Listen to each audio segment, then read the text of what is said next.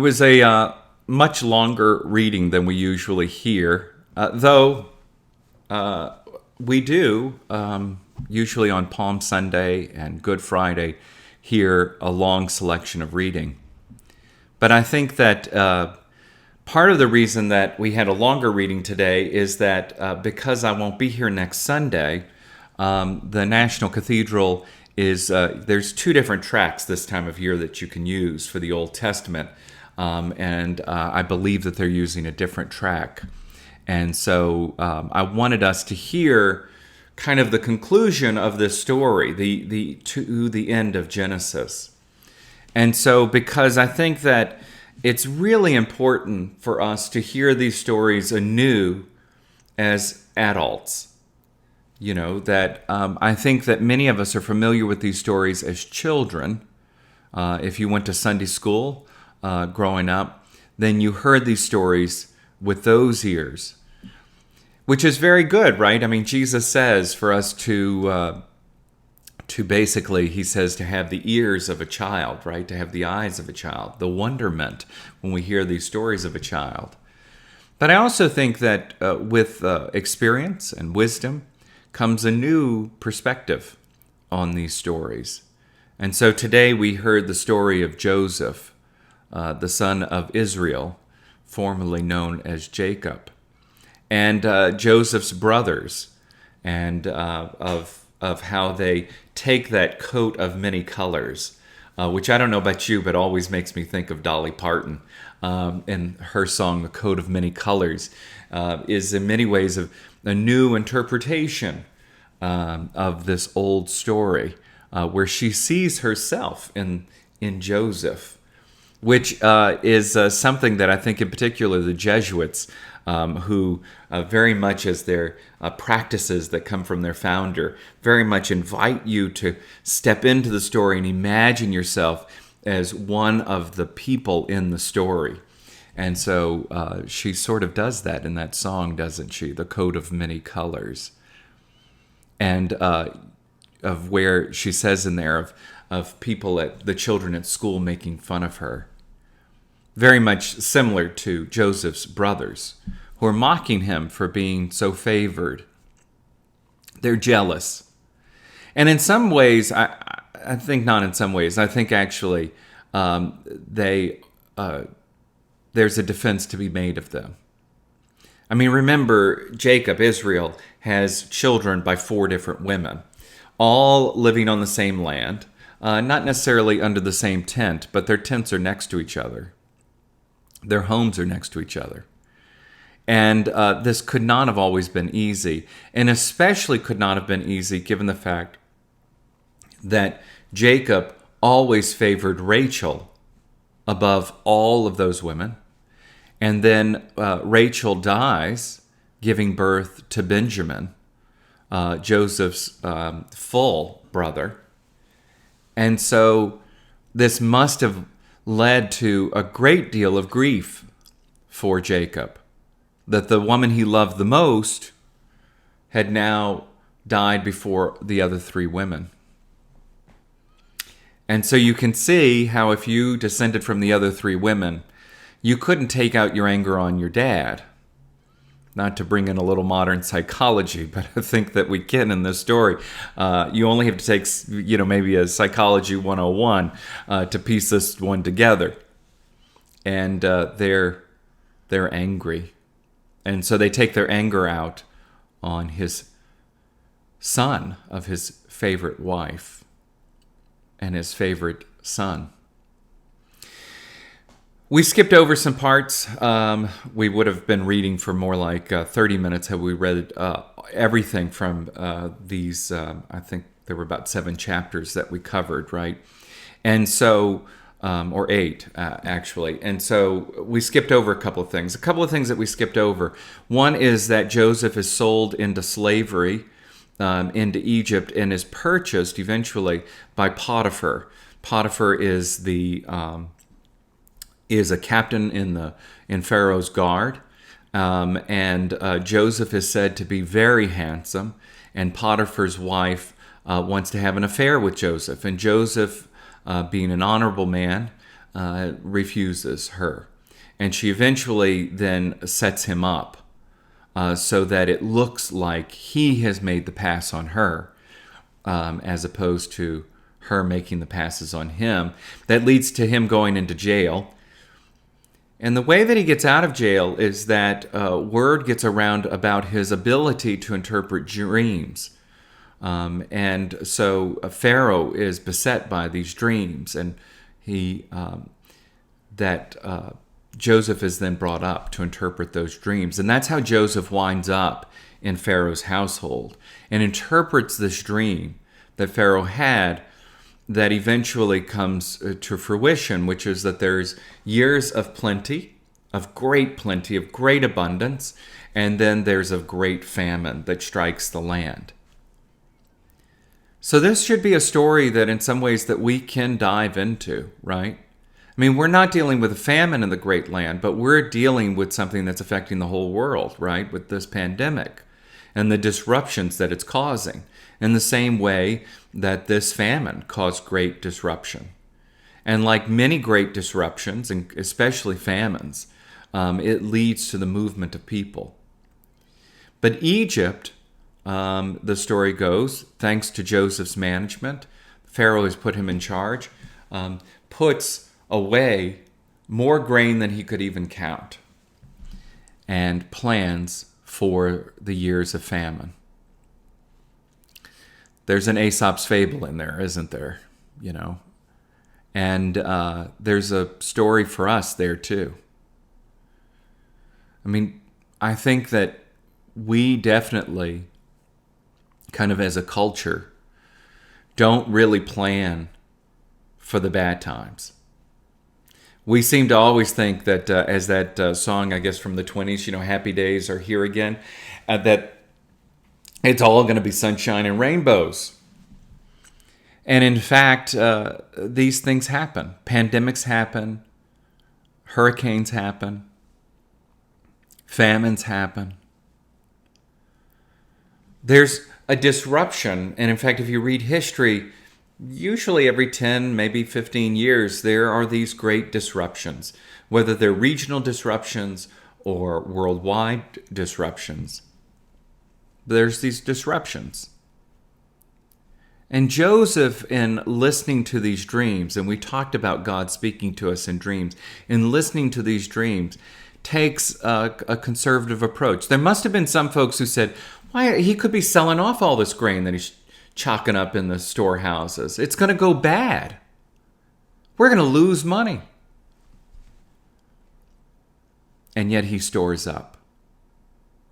And it's a good thing that he did, because it endears him even more to Pharaoh. Even more to Pharaoh. Because Joseph manages the land really well. Now, the other part of the story that we skip over is that what we read was the final time the brothers appear before Joseph, but they appear to him a time before that, and he doesn't reveal himself over. In fact, he plays with them and asks them questions, and they don't realize who he is. Now, maybe they don't realize who he is because he left when he was a teenager, and he's grown and changed so much. You know, you don't have pictures for you to remind yourself of what someone looked like, and maybe he's a little bit more, as we sometimes see in the ancient record of Egyptians at this time. Maybe he has more makeup or things like that might be obscuring also how he looks. That's certainly possible for someone senior in the most senior person in Pharaoh's household. But nevertheless, the last time that they come, Joseph clears the room and decides to reveal himself to his brothers, and then promises them safety in the land.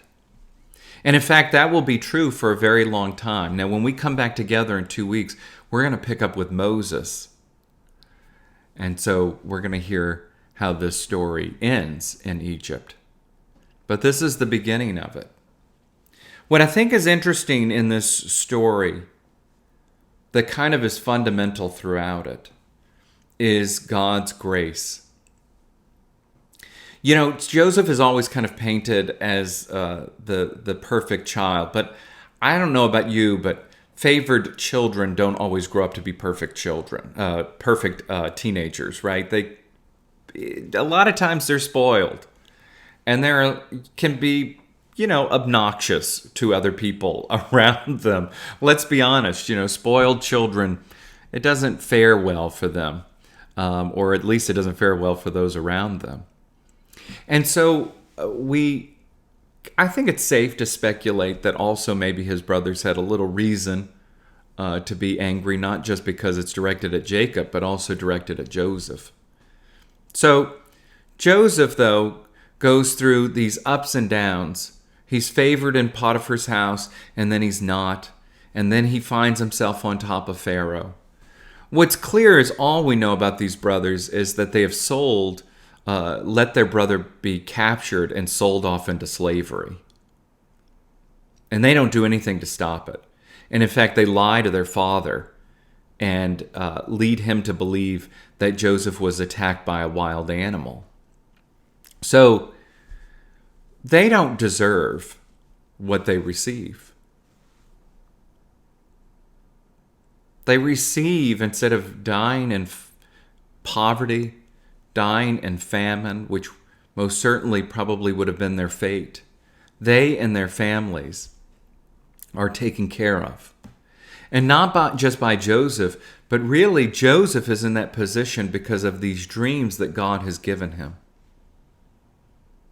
God has kept his promise to the house of Abraham, to the house of Isaac, to the house of Israel. And it's not because any of these people, from Joseph to the brothers, deserved it. It's because of God's grace. Grace upon grace upon grace. We see throughout the Old Testament, actually, in fact, a gracious God, despite the reputation that we kind of have developed in our mind of an angry, vengeful Old Testament God and this all-loving, puppy dog-eyed Jesus. The truth of the matter is the Old Testament God is gracious time and time again.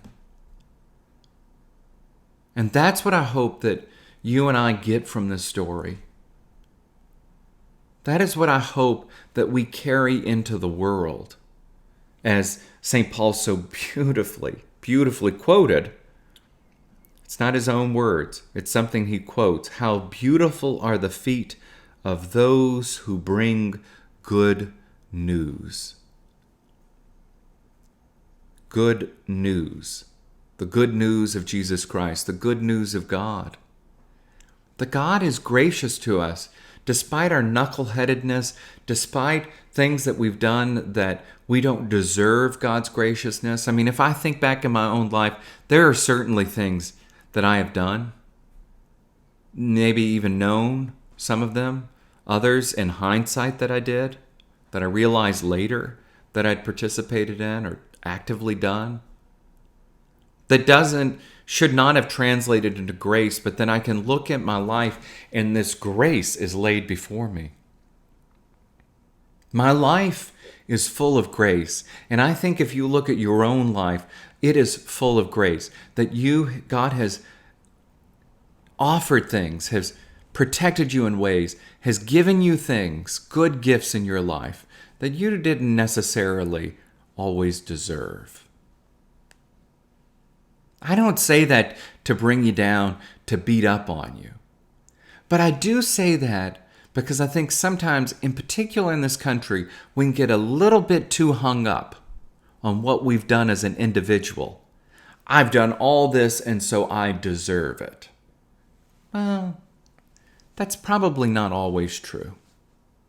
And nevertheless, we do, even in these very difficult times, still live in the most prosperous country the world has ever seen. And that is, for many of us, for most of us on this, just sheer luck. We just happen to be born here. And yet we receive this great gift before us. You see, that's just one example of one that we share together. And I think if you think in your life, there are many other ways in which God has brought the good news into your life. And the question for each of us is, are we going to go out into the world and be full of negativity, to only talk about what is not good, what is not gracious? Are we only going to go out into the world and be negative and judgmental? Or are we going to go out into the world and bless the world in the same way in which God has blessed us? Are we going to go out into that world and show grace to others in a way that God has showed grace to us? That's what Joseph did. In the end, he showed grace to his brothers and to their families, like God had showed grace to him. He showed goodness to them as God had showed goodness to him. He did not stay bitter, but instead he leaped with joy, the scriptures tell us. Do you and I greet the world with that same kind of joy? Amen.